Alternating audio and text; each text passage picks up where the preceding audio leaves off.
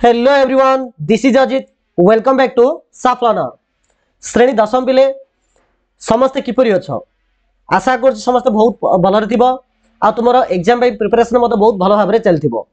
तो पिला माने आज रे वीडियो रे तुमर जो साहित्य रो पिला माने जो वार्षिक परीक्षा हबो जोथरे पिला माने जो सब्जेक्टिव प्रश्न आसीबो से सब्जेक्टिव प्रश्न रे पद्य रो को प्रश्न आसीबो ताको हम डिस्कस करबा।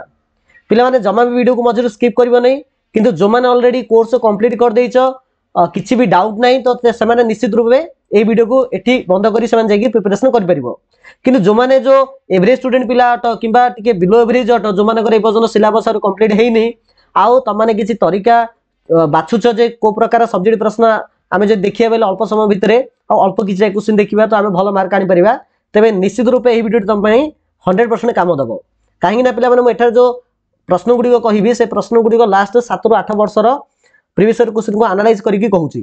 ठीक अछि, तो देखो पिला तमरो जदि हमें सिलेबस को देखिबा तबे तम साहित्य देखो पिला माने पद्यर बंदे उत्कल जननी भीमंग सिंहनाद रडी दुई तापर आसला तमरो राघवंक लंका जातन कुल चिलिका रे सायंतन दृश्य एहा पर मंगल होइला उषा जागबंधन हरा सर्वसाह माटी तापर तमरो आसला हमर पद्य बासेती एती तमरो पिला माने पद्य अछि। देखो पिला ए आ भितरु एई जो दीटा ए चारटा पद्य पिला तमरो समेटिव असेसमेंट 1 रे आसला आउ समेटिव असेसमेंट 1 परे टोटल तमरो एई तीनटा पद्य रहिथिला। जेहेतु पिला माने तमरो एटा वार्षिक परीक्षा तो वार्षिक परीक्षा रे निश्चित रूपे फॉर्मेटिव असेसमेंट 3 आ फॉर्मेटिव असेसमेंट 4 रिलेटेड जो सिलेबस गुडी को अछि बिले एसए1 परीक्षा अर्धवार्षिक परीक्षा पर जो पाठ पढा जाईछि सेतु अधिक आसीबार संभावना अछि। नेक्स्ट हला पिला माने तमरो जदि हमें क्वेश्चन पैटर्न को देखिबा तो जानिया पाइबा जे तम क्वेश्चन पैटर्न दिया जाईछि जे सब्जेक्ट रे जो 50 मार्क आसीबो पिला माने ता भितर एक नंबर क्वेश्चन रे प्रोज रु 5 मार्क क्वेश्चन गोटा आसीबो पोएम रु 5 मार्क क्वेश्चन गोटा आसीबो से 2 नंबर क्वेश्चन रे प्रोज रु गोटा आसीबो पोएम रो गोटा आसीबो मींस देखिया गले पोएम रु पिला माने 5 मार्क दीटा क्वेश्चन आसीबो। तो जेहेतु पिला माने पोएम रु 5 मार्क क्वेश्चन दीटा आसीबो तेनु अधिक संभावना अछि जे एई जो मंगळे ओइला उषा जागबंधन हरा और सर्वसाह माटी ए तीनटा पोएम रु पिला माने निश्चित रूपे दीटा क्वेश्चन आसीबो। काइना एटा जो देखो ये जो पोएम रु जो 5 मार्क क्वेश्चन मध्ये आसीबो एठी लिखा हला जे alternative questions will be set अर्थात एठारे आ पई दीटा क्वेश्चन देथिबो ता भितर जे कोनसी गोटे लिखिया पई कहिथिबो।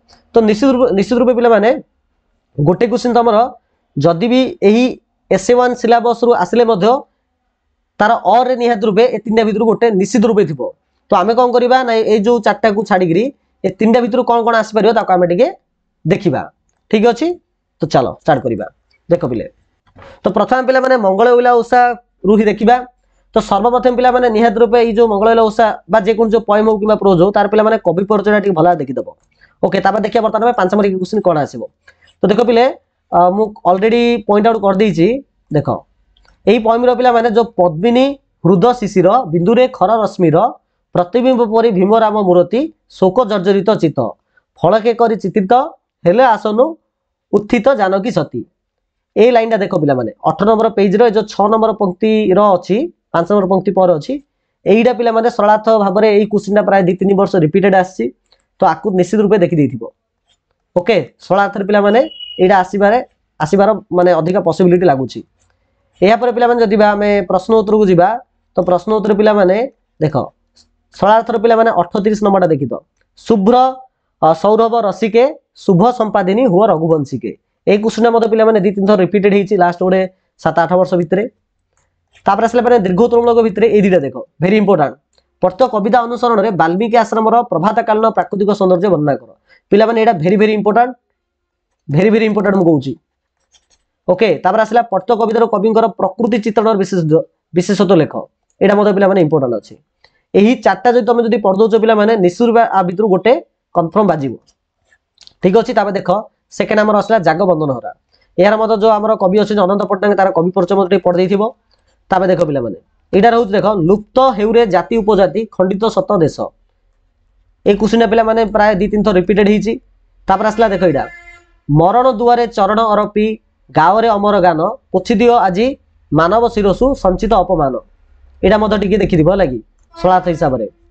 तापर आमे जदि प्रश्न उत्तर को जिबा प्रश्न उत्तर पिला दीर्घ उत्तर मूलक रे एदी आ भितर एटा देखि दो जे 23 नंबरटा एटा होउछ पिला 23 नंबरटा वेरी इंपोर्टेंट। नव जुगर तरण मानकु जुगर आह्वान संपर्क रे कवि कोन कहिछन विचार कर एवं 22 नंबर देखि तो एक सार्थक उद्बोधन गीतिका भाव रे जागबंधन हरा कवितार मर्म आलोचना कर।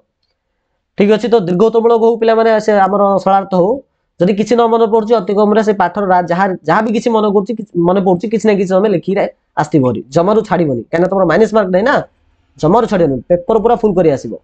नेक्स्ट आसला पे तुम सर्वसहमाटी जार कवि होती विद्युत प्रभा देवी तो यार मतलब कवि परिचय पढ़े थी आई पोएम पे बही भीतर देख ये अच्छे तोर मुकती मोर मुकती माँ तोर हसे मोर हस तोहरी अंतर आदेश चले मु घोषी तोर महाजस यहाँ पे बहुत इंपोर्टाट। यापर आसला पे दीर्घोत्तरमूलक गोटे अच्छी माटी सर्वस्व यार यथातथा प्रतिपादन कर यहाँ पे दीटा एका अच्छी। तो पे एति जदि पोएम जो तुम देखीदेव तो तुम निश्चित रूप पे ये जो 5 मार्क क्वेश्चन जो दीटा आसो निहत रूपे पे 5 मार्क दीटा तो कन्फर्म हो 5 5 10 कन्फर्म भाबार ना तुम ये भलसे देखी दियो। यापर पे प्रोजर मुझे नहीं आसबि आ गोटे अधघंटे भितर तो सीटा मतलब टे वेट कर ठीक अच्छे। तो बास पे चलो वीडियो में एंड करवा यापर वीडियो एंड करने पूर्व पे जान रख तुम जो इंपोर्टाट कौन एसे अच्छी इंपोर्टाट कौन आप्लिकेसन अच्छी ये जगह मतलब अलरेडी वीडियो अपलोड कर देचु तुम चाहिए यही वीडियो डिस्क्रिप्शन बॉक्स हो कि आई कार्ड तुम तार लिंक पाइज कि आम चैनल जब वीडियो लिस्ट को जीव तुम से अराउंड 7 8 दिन तले से वीडियो अपलोड करूँ से तुम देखिपार। तो चलो वीडियो को एंड करवा। Thank you so much.